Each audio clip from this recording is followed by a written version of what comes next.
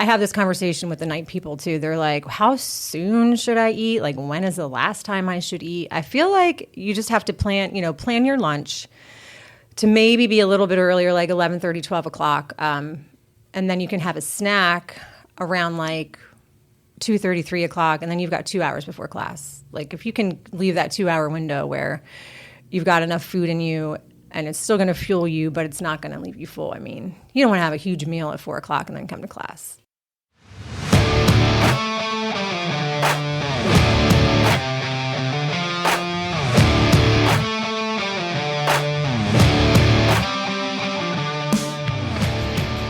The Fitness Movement is brought to you by Zor Fitness.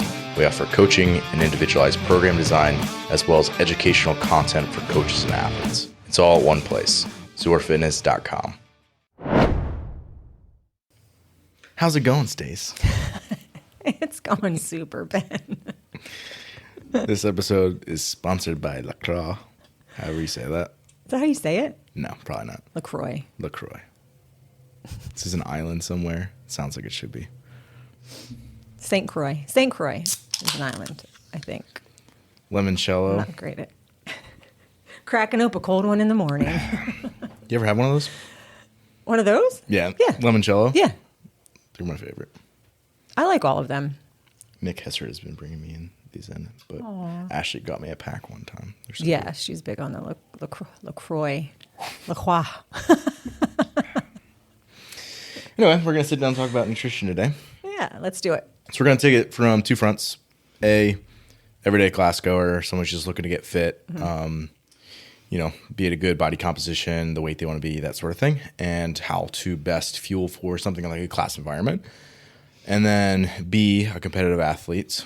Again, whether this person's just kind of an average class goer or a little bit more competitive than that, and how they can fuel to be at their best for like a lead up into competition, and then maybe we can go into a little bit of competition itself, since quarters is coming up and we got a lot of people doing that. So I thought it'd be a good opportunity for us to sit down and just kind of like, revisit some of the stuff, because you've been on before and we've talked quite a bit about this, but I think there's some maybe unique circumstances that we can get into today that we've kind of talked about a little bit. So I'll start with like the average class goer, because we got a lot of people who are either coming in the morning, where it would be like ideal time for them to eat, essentially, or evening time, which would be like, again, the ideal time to eat dinner. So it's either like normally very close to around breakfast time, where if people don't eat anything, they often feel underfueled when they're actually doing their workouts, or hungry, which isn't, neither of those are ideal, obviously. Right.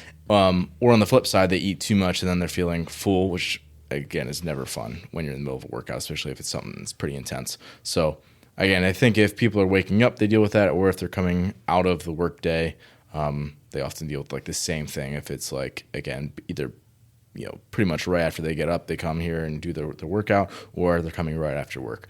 How often? Well, let's start here. Like, how often do you think like that's a problem for people? It's probably one of the most commonly asked questions that I get, especially the people in the morning. For whatever reason, it bothers a lot of people. Well, some people to even eat first thing in the morning. Yeah. Which I can't wrap my head around. Like, I wake up just not hungry when they they're wake up. Just not hungry. Yeah. Like, it's not a matter of not wanting to eat. They just don't have the desire to eat. So I think I get asked all the time, I guess about both times really, people that come in the morning and at night, but they just don't really know how to time it. If you come at 9 a.m., you should be able to eat something by 7:30. Unless you're waking up at unless you're waking up at 8:15 to come to class, then there's a problem. But like the people that come at 5:30 a.m., they're the ones that are kind of like, okay, I sleep in my gym clothes and I roll out of bed and I come in. Basically waking up last minute so that they can sleep as long as they possibly I mean, can. you don't have a huge window from waking up at 4:45 to starting class at 5:30. Mm-hmm. So I think that's probably one of the more challenging times. But I still feel like, just getting something in, even if it's just, a piece of toast on the way in the car, or even just setting your alarm for 10 minutes earlier is not really that much of a big deal. Yeah. So, I guess maybe what I'm kind of hearing from this is maybe like you could either eat the majority of like pretty close to like a normal meal before, if you're someone who tolerates that, and then maybe you have a snack afterwards that's more of like a post-workout snack before you like ship off to work or whatever. Or you could flip flop that if you're someone who's got more sensitive stomach, where you have like, a banana granola bar, something simple in the morning where it's smaller and pretty easily digestible. It's not going to like sit in your gut. Right. And then afterwards, you could probably hopefully have like a more like formal breakfast. With and that's when they sit down and have like their oats with protein, banana, fruit. People go home and make omelets with a slice of toast. That's when they get like the big meal in for after. So if someone's waking up first thing and there's someone who doesn't tolerate food super well right away, what are some good options of like go-tos that you'd recommend to people for like, again, this isn't like your whole breakfast. This is just like a snack before you come in to get your workout in. What would be good options for people? I tell people just to keep it simple. A small piece of fruit, like I said, a slice of toast. It's not a huge amount of food. It's maybe 100 calories. So it's not going to fill them up. It's not going to give them any sort of discomfort. And it should still give them enough fuel to get the workout going too. I mean, just something small. It doesn't have to be anything. I mean, even a small granola bar would be okay. Yeah. I think. Toast is probably going for a lot of people. Yeah. Yeah. Let's go to the person who maybe is coming in after work. Again, I think for a lot of people, maybe they just don't plan it out well enough, or it could just be a very similar thing, and maybe it's just a matter of getting better planning. For sure. Those people, I think, have to plan. I have this conversation with the night people, too. They're like, how soon should I eat? Like, when is the last time I should eat? I feel like you just have to plan your lunch to maybe be a little bit earlier, like 11:30, 12 o'clock. And then you can have a snack around like 2:30, 3 o'clock, and then you've got 2 hours before class. Like if you can leave that 2 hour window where you've got enough food in you and it's still going to fuel you, but it's not going to leave you full. I mean, you don't want to have a huge meal at 4 o'clock and then come to class. Yeah, like, or you can think about it this way. Like, if you're doing a 5:30 class here, you're getting home. Well, you're leaving here at 6:30. You get home and let's just say you eat pretty much right away. You're still not eating until like at least 7 p.m. Yeah, so, and that's the other thing people don't love. They're like, and then I'm eating super late, and then I'm not getting to bed until 8:30, and then I have to get up again. So it's a lot of timing. I think you have to think about it a little more. And then if you're someone who eats maybe at like noon, and you didn't eat dinner until 7 or 7:30, that's a long time to go without fuel. Yep. So especially if you're exercising in the middle there, you're not going to probably. And you're someone who cares about like what that actually looks like, then it's like you should probably, take. I mean, even if you eat like lunch at a pretty normal time, like 12:30 or something, it's like you could still, between 2 and 3, just have like a. It doesn't even have to be that small of a snack. I mean, if you're not just trying to watch your weight that closely. I think like a small meal. Yeah. No, I mean, I mean, if you, again, if you're someone who. Again, you're not a morning person. You're coming in to work out in the evenings. That means that you're probably, let's just say you get up at 7 and you eat at 8. You eat again at noon. That's only 4 hours. Where if you go from noon to 7, that's 7 hours. Yeah, it's a long time. Yeah, so you almost have to put a small meal in there if you want to do that. I think of everything in terms of meals. Meal 1, meal 2, meal 3, meal 4. They're not snacks in your mind. They're all just meals. They're just all meals. So, again, I'm trying to think of like Brooks talked about this more because she's been coming in for kettlebell, which is on the later side. So that starts at 6:30 for us, and it's again one of those dilemmas where people often then don't want to get home and feel like they're eating an entire meal at that point. It's late. It's late to eat a whole meal, but again, I mean, I don't think there's anything wrong with eating at 8 o'clock at night, but it's like for my people. I actually have a client that is doing the kettlebell class as well. She's like, if I eat really late, am I going to gain weight? No, you're not going to gain weight from eating late, but it might reflect on the scale the next day. Like it might, undigested food is still going to be there, and it messes with your sleep and a lot of other things, but that's late to eat. Yeah. I think people like fall into those like myths all the time where it's like, if I eat right before bed, I'm just gonna go straight to my hips, Stacey. 500 calories doubles at 8:01 p.m. So not true. And again, you got to think about like, what is the goal? For most people, the goal is to like feel confident in their skin and comfortable in who they are as a person.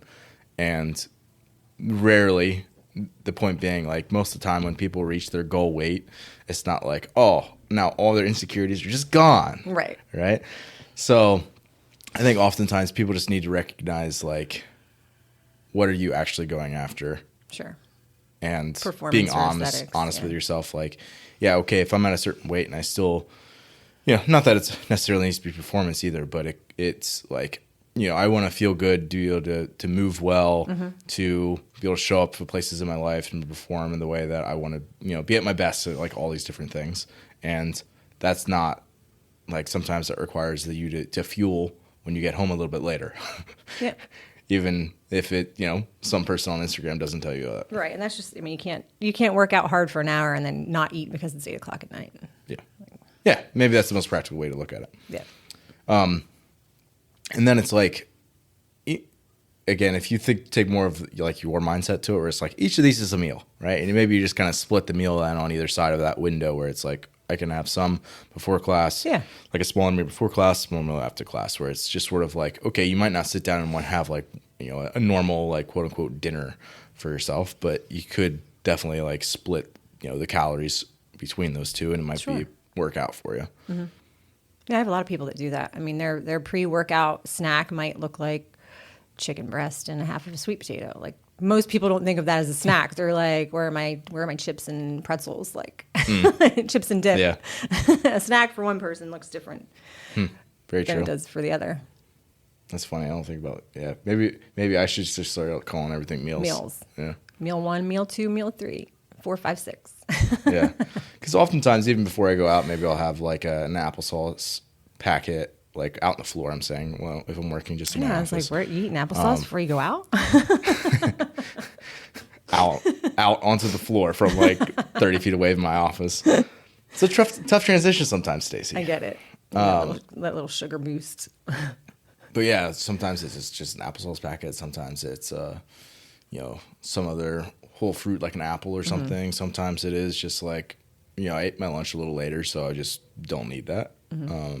So I think a lot of it just depends on timing and figuring out like what you're able to tolerate. And you can also change what you tolerate over time. Oh, sure. I had a few gals that just could, she would come in here and she would be drained from not eating anything. And she's like, I've just never been able to eat early in the morning. And I said, well, if you're going to come in here and work out hard for an hour at 9 o'clock, you should probably just try something, even if it's a half of a banana, and then maybe over the next week or so, increase the amount until you can tolerate it. And she's doing great with it now. But, it just takes little by little, small changes. How much do you let people who are like nutrition clients like make decisions based on like how hungry they are?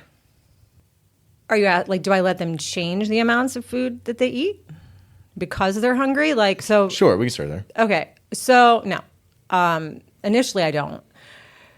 Most of the people that come to me want to lose weight, so they have to be in a calorie deficit. Yeah. And that does cause some hunger occasionally. What? You're going to have to be, at first, you're going to be a little hungry. You're not selling these days. But here's the thing, like, based on the macros that I give them, they'll reach their goals. You may need to just restructure your food a little bit. So if you eat a ginormous breakfast, so if I give you 125 carbs and you eat 100 of them at breakfast, you're going to be hungry at 5 o'clock at night. So that's not going to work for you. But if you restructure it throughout the day, where you take that 125 grams of carbs, and I don't give anybody that, by the way, that's really low. That's really low. So if you take that and divide it by 3 and have 3 meals throughout the day based on 125, then they're evenly distributed. You're not starving. Or if you want to have 4 meals a day, then you divide the 125 by 4. So I talk to them first about restructuring what I have given them, but then if they're just constantly hungry and just not recovering and tired, then we adjust the food amount a little bit. But no, if somebody starts out and they're like, Coach, I'm really hungry. I'm like, yeah, well, you've been overeating all this time, so you're going to probably be a little bit hungry, but it's going to be okay. But I also think the opposite happens. And I definitely heard this quite a bit from people. It's like when they up their vegetables a lot, which is something you encourage everybody to do, or generally more than most people have been doing. Let's put it that way. How do I eat all this food? Yeah, how do I eat all this food? And then oftentimes people are waking up and they're not hungry right away. And they're used to, I've been trying to lose weight for the last 20 years and it hasn't been going well. So I just basically try to not eat until I'm starving and I break. Yeah. Versus like you're allowed to eat sometimes if you're not hungry. Like that's okay. So in other words, like for the person who wakes up and they're not hungry right away, doesn't mean that you can't eat. It doesn't mean anything. don't eat. Yeah. Because you probably will be hungry and you don't want it to be when you're in the middle of your deadlifts. Yeah. When you get to that point where your stomach's already growling, you're in a bad spot. It's not good. You're going to overeat. You're going to eat something that you didn't have planned for the day, or it's just not a good situation to be in. And I do hear that. I hear people say, how am I going to eat all this food when when they realize they have to eat a certain amount of veggies and the food volume goes up, then they're like, there's a lot of food. Don't you get tired of chewing? I got that this week. Don't you ever get tired of chewing food? No, and I'm never hungry. Yeah. And maybe we can transition a little bit more to like the competitive side of things. It's like for people who are caring a lot about the performance, the reality is it just doesn't matter how you feel sometimes. Sometimes it's just about getting like more fuel in. Yeah. And that's not the case maybe for everybody. Like there's certain circumstances and this maybe should be clear. Like this differs by sport and things too, because there's going to be certain sports that encourage people to be, even if they're not weight class sports, they encourage people to be at maybe like a little lighter body weight or just carry very little like fat mass. Like even if you're as simple as like a runner, right? You don't want to carry an extra kilo around if you don't have to. Right. So you're going to be faster if you are as lean as possible, provided that you're still healthy. And I feel like it's kind of, for a lot of people, it's the reverse in CrossFit, where they're trying to continually get stronger to, feel themselves, because they're just like, truthfully, like taking on a lot of volume and stuff. So it's like you just need to be putting in a lot of fuel. And a lot of people just struggle with that. Yeah, I think it's scary, I think, too, for females.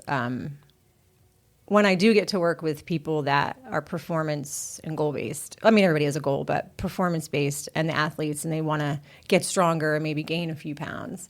That's really cool to see that transition happen. But it's hard. They struggle with how much, they're like, should I be eating this much food? Like, it's kind of scary at first.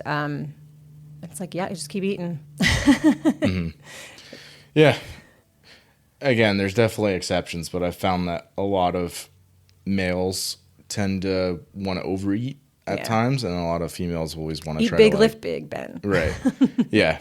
And a lot of females tend to, if they're going to err on the one side, undereat. Yeah. A lot of times. Again, there's obviously exceptions to that, but Yeah. I think Do you get a lot of females that, I've always kind of been curious about this, especially for myself, that feel like, well, what if I just lose 5 pounds? Will I be better at muscle ups? Gymnastics. Pull-ups. Because like that's like the big thing is, right? Like a lot of females struggle with gymnastics. Yeah. Where it's like weightlifting, it's more incremental. So it's easier to be like see where you're at day to day, and just like it's a little bit less black and white. Whereas like with the gymnastics, like you can either, do a certain amount, you can do the reps, or you can't, right? You can, Right. And that's obviously can be very challenging. And it's like, again, for a lot of females, they're still trying to work on the upper body strength. So you're trying to develop that. But then it's like, well, if I would just lose a little bit of weight, then I don't have as much to pull around. Right. Which is true. But generally that, in my experience, that doesn't go well. Unless someone's like, if they're carrying around a bunch of extra body fat, then... And usually that's not the conversation then, right? Usually the conversation, if someone is just like, 20, 30 pounds overweight, it's like, it might be a matter of like, hey, let's continue to, work with somebody like you in addition to like the program design side of things. Or it could just be like, it might not even be frankly on the radar yet. It's like someone's just like pretty young in their career, and they're just getting started, and they want to like most people understand if they're fairly recreational when they start off, and they're like, it's like, let's just like do this for 18 months and then see where we're at that point. It's like, okay, if we're still not where we want to be, then it's like, okay, let's start to change things and clean things up a little bit more. But I think just starting off, it's just like consistency that is usually lacking. And it's like, I'm not necessarily trying to change everything right away. It's like, could we be doing 6 hours of zone work each week, and that might help you lose that weight? Yes, but if I give that to you, you probably won't do it. So it's like, how about we just start with the basics? Sure.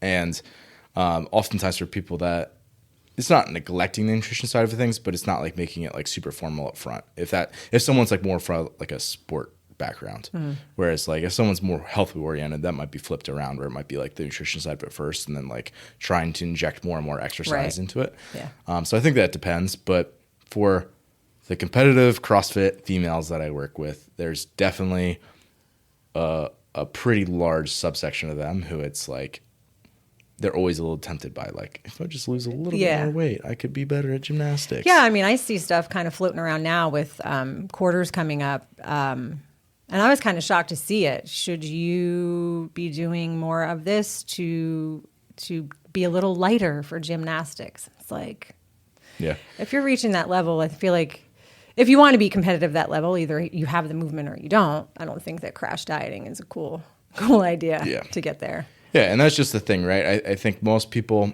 if they're choosing to do that, it's either coming from like a pretty deep insecurity of like, I wish I was smaller all the time. Yeah. And I could like meet that goal with like the disguise of performance. Yeah. And then, or it's someone who it's like, realistically, they like the competing side of it just maybe isn't that important to them.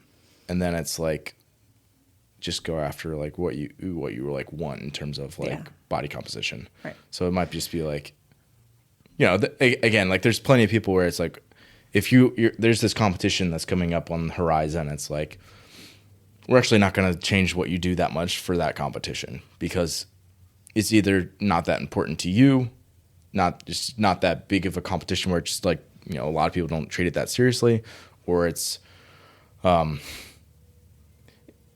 just like based on like where you're at with your timeline of things, it just doesn't make sense to gear up with it a lot. Like maybe you're either just like not that advanced where it doesn't make sense to peak that hard, or I mean, typically it's like either they're not that serious about it, or they're not in the place where it makes sense to gear up for it really hard, if that makes sense. Yeah. So for sure. Let's go to quarterfinals because that's coming up for a lot of people. We'll try to make sure this releases before then. But yeah, I mean, if let's just say someone's like an average class goer, average from like the perspective of like they're not doing like double sessions all the time or taking things like crazy seriously, but they're serious enough where they make quarterfinals and they're in the top 25% in the world, which is something to be, proud of. But is there, again, like that example that you just gave, like, is there anything I should be changing? Should I try to lose that extra 5 pounds going into this? Like, what things should people be trying to maybe change or alter at this point in their season? Like, provided that this is like at least a week or two away from quarterfinals. I guess it depends on, is it something where you're going to do so well that you don't want to just have fun, you're like really serious about where you're going to place on the leaderboard, or you're just in it, hey, I just want to do the workouts and see how they're going to go for me. Kind of relax, but do the best I can sort of thing. Yeah. I think it's a tough question to answer. I think that the workouts are obviously going to be tough. It's going to be 4 days of workouts? More than that. I think it's closer to almost like a week for the testing window.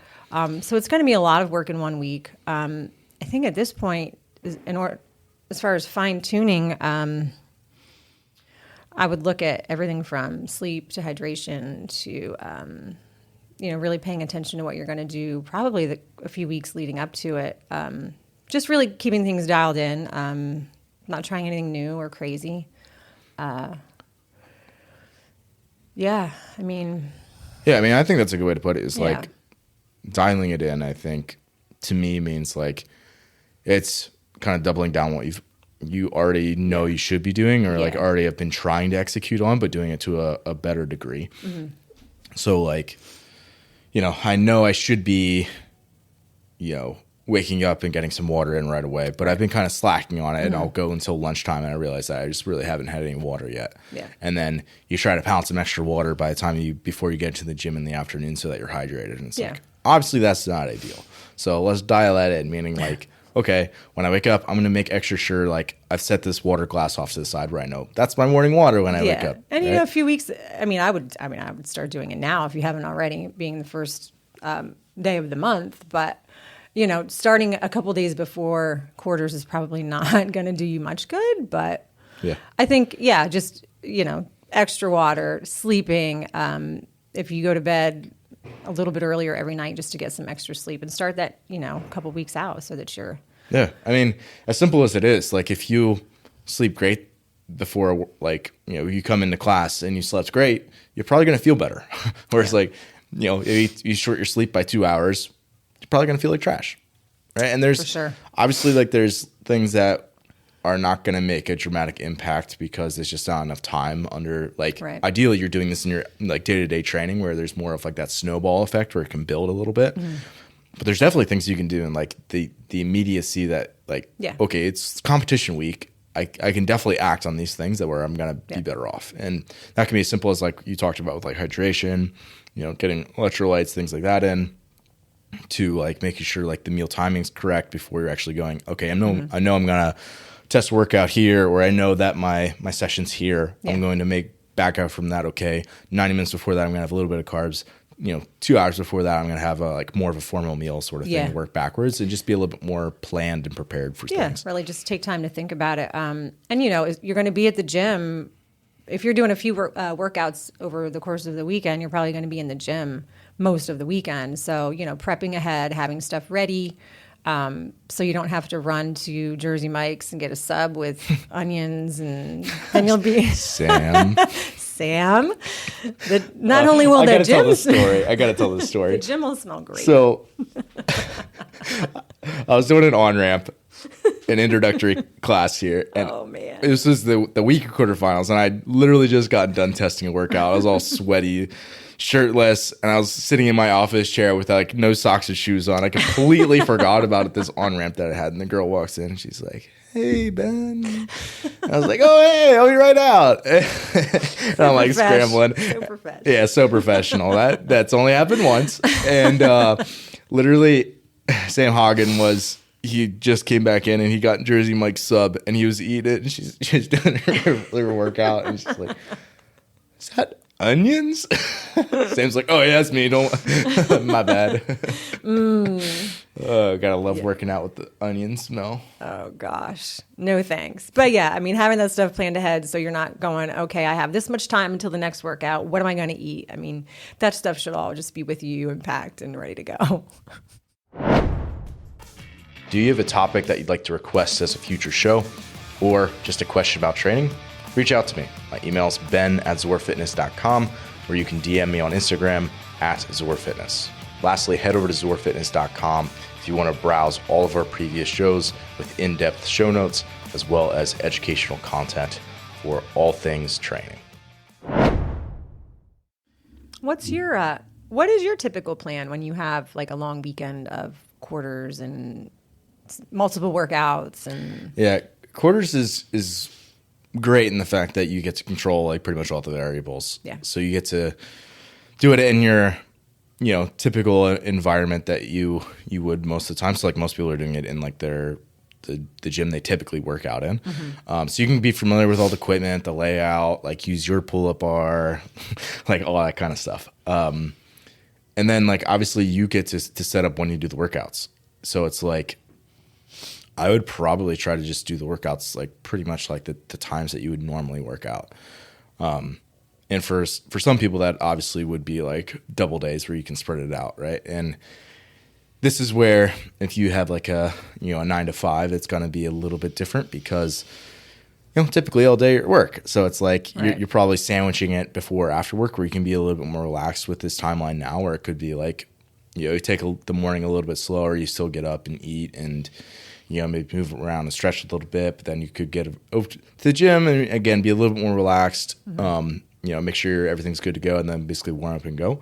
Where it's like maybe 90 minutes to 2 hours after you ate that first meal. And then you can kind of cool down, eat in the middle of the day. Again, provided this is like someone who's like taking it seriously enough where they're like maybe taking a day or two off of work, which I think is going to be like quite a few people, especially in the top maybe quartile of like, quarterfinals participants. And then, so it could be a similar thing. Like you ate lunch, wait 90 minutes, and then sort of take that session that would normally be after work and slide it forward maybe 2 hours where it's like, you can let lunch digest, take a nice long break, think about the next workout, get your game plan in place, and then sort of like, set it up and warm up and go. Where it's like, realistically, I think most people probably aren't testing more than like 2 workouts in a day. Mm-hmm.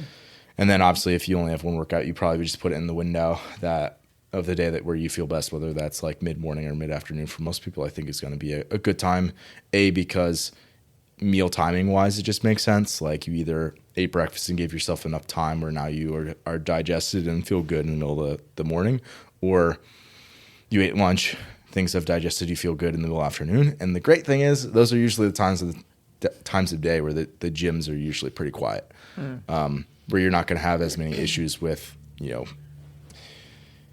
trying to people having to walk in front of your cameras and, dealing with a lot of group classes and things like that. Food wise though, like do you have go-to foods that you eat? You're like, that was a great, 5-minute answer to a question I didn't ask. I appreciate food wise. Yes. Like So what are your go-tos, like things that on like a competition day? Yeah. Or like what are things you won't eat, things that you have to have, things that work really well? Yeah. Generally I'm not super picky. I try to eat things that are nerd clusters. I'd probably eat some nerd clusters. I had some today actually after I work out because I wasn't gonna eat lunch yet. So I was thought like, you said I had some today already. I did. Oh, you already? Yeah. A little bit of carbs after. It doesn't matter what time it is. It's still a meal. It was your first meal. It was my first meal.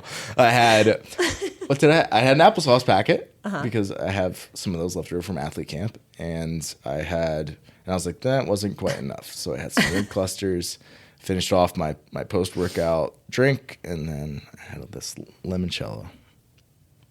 I wasn't thinking about the fact that you worked out today. Okay, I thought you were just like banging nerd clusters on the way to the gym. No. Okay. No. But yeah, I mean, it could be anywhere from like something as like quote unquote unhealthy as that, where it's just like simple carbs. Like, typically I don't try to eat candy because candy often has stuff in it where I might react to it a little bit less than favorably, depending like what it is. Like some candies just don't do well. I don't know if it's like dyes or it could be, other additives in it where, for whatever reason, I just don't react well. So like, but at the same time, I like want the simple carbs. So maybe I'll either do like a Gatorade powder, which can obviously digest super quickly because you can put it in water, and then also has the hydration. But then I'll, so it could be like fruit snacks, like applesauce packets, things like that. And oftentimes I'll do, if I have like, not so much in like something like quarterfinals, I'll probably try to take a little bit longer so I feel truly good for each one, because you're basically going to like cool down, eat, try to like relax for a while, again, maybe refill a little bit more, and then go through a whole formal warm-up again where there's enough time in between, but you want to feel really good for both. So might take like on like a say I'm in an in-person competition where it's like 60 minutes in between events, which is like a really condensed format, because it's like you're going to cool down, have 20-30 minutes, and you got to warm back up. It's like I'm probably having like 3 to 4 packets of like fruit snacks and like an applesauce packet. There's really no other way. Chugging some Gatorade that's got like collagen or something in it that's like all super easily digestible. And then it's like, okay, here we go again. Where it's basically like, it's almost, you're fueling almost like your intra workout versus like post-workout, pre-workout, like go through the whole thing. So in a quarterfinals weekend, I'll do a lot less of that, where I guess it's more like a quarterfinals week now, where again, I'll have more like regular meals where it's going to be, I'll probably try to like reduce protein a little bit, where I'm not going to eat like a bunch of meat in the middle of the day. If I'm going to go do another workout in like 2 hours, I'm not going to have like a huge chicken breast. Me either. And I'll often like opt for things that are pretty simple. Again, like maybe like a pasta, rice is probably like really typical, like potatoes, something that's like starchy like that. Probably go a little bit lighter on the vegetables than I normally would. And a little bit lighter on the meat than I normally would, and probably try to give myself at least like time and a half portion of like whatever starchy food I have. Nice. How's that differ from you? It's pretty similar other than the meat. Well, actually, I don't eat any meat at all during my workouts. So. Or anytime. Or anytime. I definitely take it easy on the vegetables just because while they don't bother me, occasionally they do. I mean, more often they don't, but I don't really want to take that chance. Yeah, I just feel like in fiber in general yeah, can be a little bit yeah. dicey at times because you're already dealing with the nerves of competing, which is like different from like your normal day to day. And then with like the heightened arousal and everything else, you tend to just not digest things quite as effectively. And then if you also have more workout windows that you're having to do, it just makes sense to opt for things that are a little bit lower fiber, a little bit easier to digest. Yeah, I'm a big fan of peanut butter and jellies. Yes, that's one of my go-tos. They say really easy. I actually said after TFX to Sam, I was like, I can't look at another peanut butter and jelly for at least like a couple weeks. Yeah. Oats, I do like my oats with protein. My vegan protein powder sits pretty good, so I always know that I can have that and not worry about any kind of like distress. Do you do any pre-workout? Yeah, so I wake up and drink coffee, and I would do that on a competition day as well. Same amount I normally would. Yeah. Nothing different. And then usually before I come out here, like, which is like mid-afternoon, let's call it, like 3 p.m. or something. If I'm going to do a workout then, I'll usually have, another 50 to 100 milligrams, which isn't a lot for me of caffeine. And then I'll do the exact same thing on like a competition day, right? So it's maybe a scoop of amino energy, a shot of espresso. One scoop? One scoop, yeah. One scoop. I know. I definitely do less on days like that because I'm already so I'm not sensitive to caffeine. Yeah. But on days that I'm like already so like nervous and anxious and amped up, it just makes it so much worse. So if it's a long day, maybe I'll pick a workout that I'm going to have pre-workout with. But boy, it's like I'm already like coming out of my skin with nerves. Typically, it's not any more than I normally would. Yeah. Yeah. Same. And I think that's a good recommendation too, right? Like probably most people have been if there's someone who has at least experimented with caffeine, then it's like you've been at the place where it's like, oh, that was too much. Yeah, you don't want that feeling in like the middle of a 20-minute AMRAP. No, I wouldn't try pre-workout for your first time during quarterfinals. Probably a good recommendation. Wouldn't do that. Yeah, but I mean, honestly, at that point, I think there's a lot of things that people can do that where it's just mistakes. Frankly, that it's like this is like a rookie mistake. Like you don't change anything when you go to do it the first time. Yeah. When you go to compete, you don't want to change anything pretty much. So leaving it as static as you can, provided that like there's obviously going to be some shifts that we talked about, like food profile wise. Again, opting for like things that are simpler, a little bit more carb heavy. That's just different than you would in your normal day to day. But hopefully they're not foods that you haven't already exposed yourself to that you're used to. Sure. Yeah. Like even if it's like, okay, I'm going to have a lot more granola bars and pastas and that sort of thing. Hopefully it's already stuff that like in the last 6 months you've had regularly at some point, even if it's not like in the same quantities or whatever. You at least know that I can tolerate red Gatorade, and I can not my favorite choice.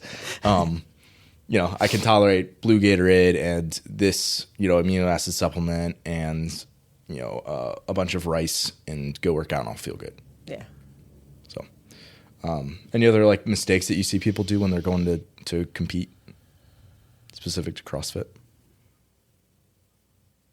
Gosh, nothing that really stands out, to be honest.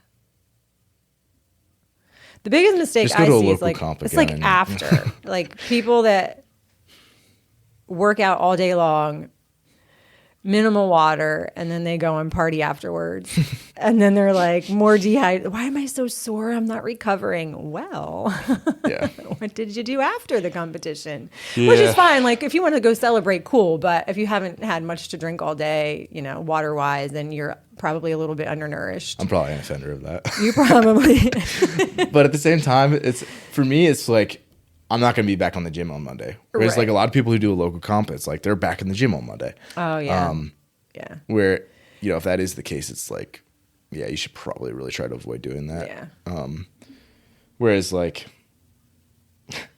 I'm always like, I can't turn my coaching brain off. So like when I'm at like a competition, I'm like seeing what other people are doing for like warm ups, rehearsals, cool down. Oh, the warm up. Oh, yeah. And people get like the first event is like really thorough, looks great, and then like every other event from there just goes down and down and down, where people are just like really, cutting things short, not doing rehearsals, like primers and things like that. Yeah, and that's one thing I definitely learned from you is going into that setting. That's one thing I guess I didn't think about. I noticed that a lot.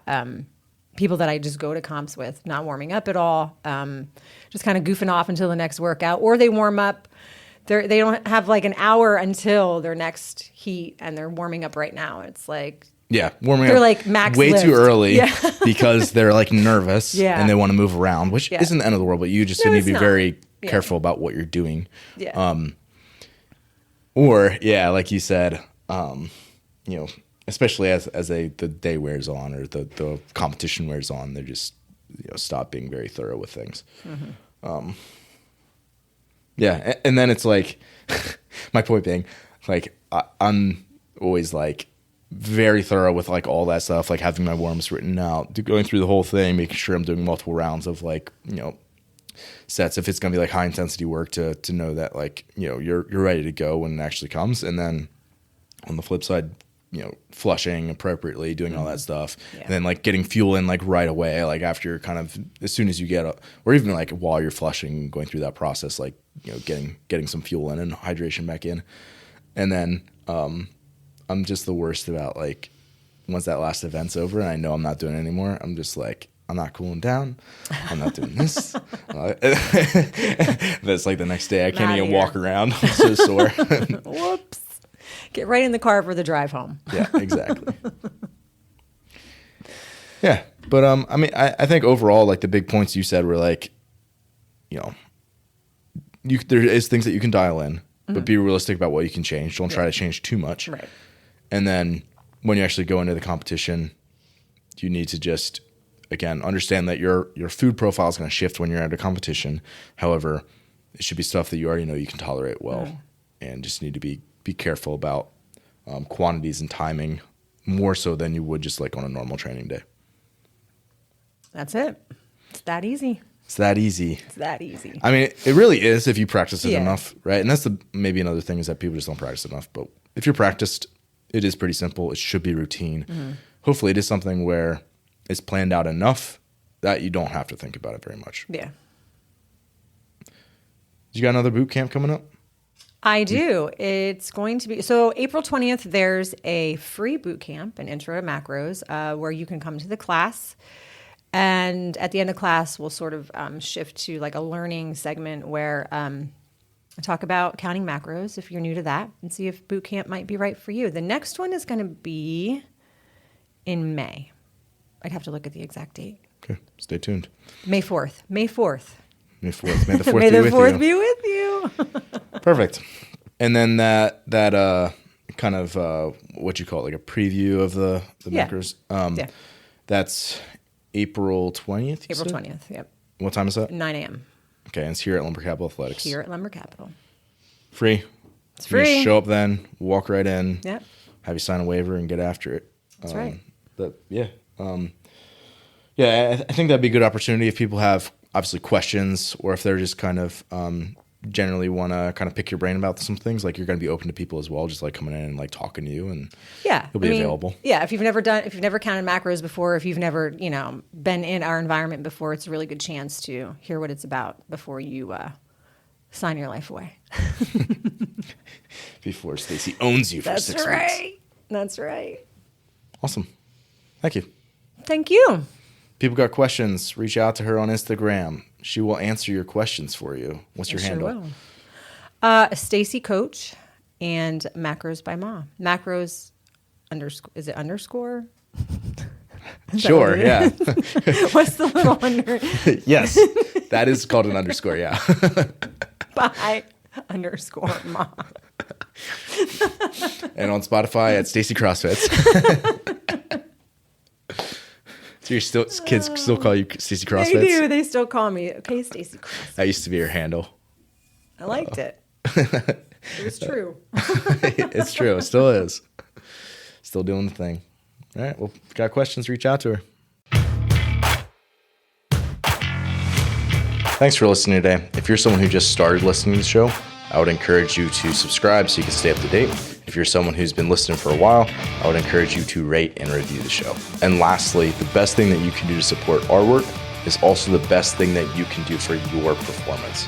And that is by hiring one of our coaches. Until next time, stay the course.